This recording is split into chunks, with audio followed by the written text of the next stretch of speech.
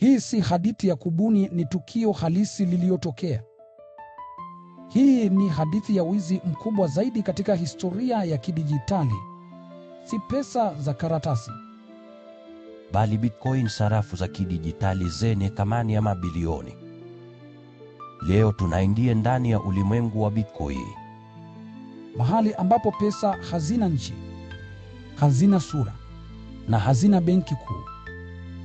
Na katikati ya hadithi hii kuna jina moja ambalo liliharibu imani ya wengi. Mt. Gox kubwa zaidi ya exchange za Bitcoin wakati huo. Na mwishowe, kubwa zaidi ya wizi wa kidijitali. Mimi ni msimulizi wako. Na leo nakusimulia safari ya Mt. Gox kutoka mwanzo hadi kuanguka na jinsi Bitcoin ilivyobadilika milele baada ya hapo. Ni kama filamu ya heist.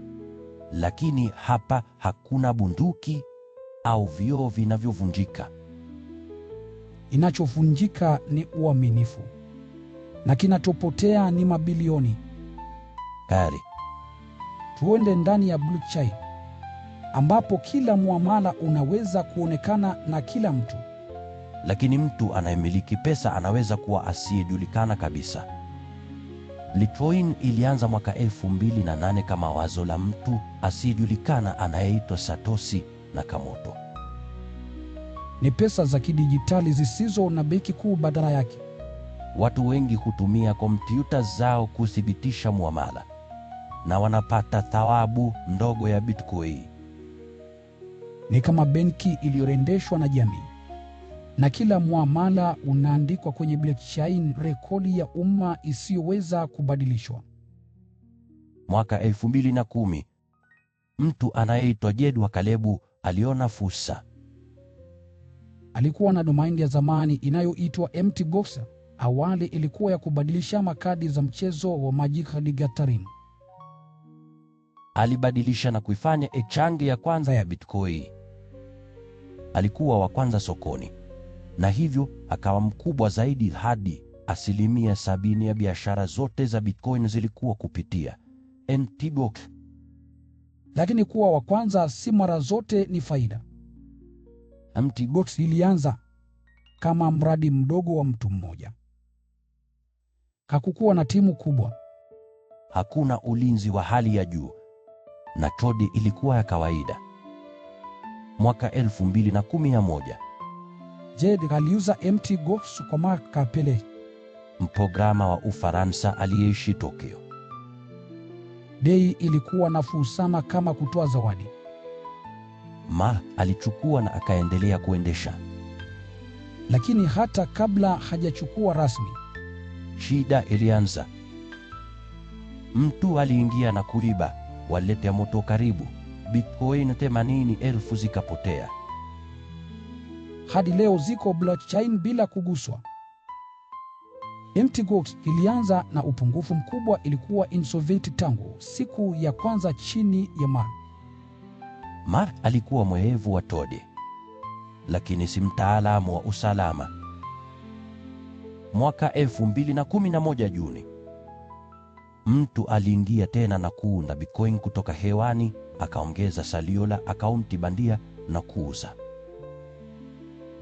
Bei ya Bitcoin ilianguka kutoka $17 hadi senti moja. Mark alifunga server na kurejesha muamala. Lakini mhalifu aliweza kuondoa Bitcoin 2,000. Mwezi uliofuata, shida nyingine. Mtu aliingia na kuiba Bitcoin karibu 80,000 zaidi. Mark hakugundua mpaka pesa zimekwenda. Na hivyo ikaendelea shambulio baada ya shambulio. Upotevu baada ya upotevu. Mwaka 2011 Septemba, Mark alinunua exchange nyingine ya Poland inayoitwa Bitomat ili kuingia Ulaya. Walikuwa wamepoteza Bitcoin 17,000 kwa makosa ya chode. Mt. Gox ilichukua deni hilo na upotevu mwingine. Unaona, nyingine iliharibu Bitcoin 2,500 zikaharibiwa kabisa. Na mwaka 2012, Mark alianzisha boti ya biashara inayoitwa Willy Boat ili kujaribu kurejesha upotevu kwa kufanya biashara ndani ya Echang yenyewe. Lakini badala ya kufanikiwa, boti ilipoteza dola milioni 50 na Bitcoin 22,000 zaidi. Ni kama kucheza kamari ili kurejesha deni na kuongeza deni zaidi. Hadi mwaka 2014 Februari, Mt. Gox ilikuwa imepoteza Bitcoin 850,000, asilimia 7 ya Bitcoin zote duniani, zenye thamani ya dola milioni 450. lazima Echang ilifunga withdrawals. Wiki chache baadaye, tovuti ilizimwa kabisa. Maelfu ya wateja walikasirika nje ya ofisi Tokyo. Mark alisema Bitcoin ziliibiwa. Lakini uchunguzi ulionyesha si wizi mmoja mkubwa, bali mfululizo wa makosa. Udhaifu wa Chode Na uamuzi mbaya kwa miaka mingi. Kim Niso, mtaalamu wa blockchain, alichukua data za zamani na kuanza uchunguzi wa kibinafsi. Aligundua upotevu ulianza tangu mwaka 2011 na uliendelea hadi mwaka 2013. Hakuna wizi mmoja mkubwa, bali vidonda vidogo vidogo vilivyokula sarafu milioni. Mark alijaribu kuficha ili kulinda sifa ya Mt. Gox, Lakini hatimaye ikaanguka. Polisi wa Tokyo walimkamata Mark kwa tuhuma za ubadhirifu na udanganyifu. Anasema hana hatia. Mtu mmoja tu amekamatwa hadi sasa, Alec Vini. Kwa kula pesa, si kwa kuiba moja kwa moja. Ile Bitcoin na 200,000 ambayo Mark alipata baadaye bado haijaguswa. Thamani yake sasa ni mabilioni.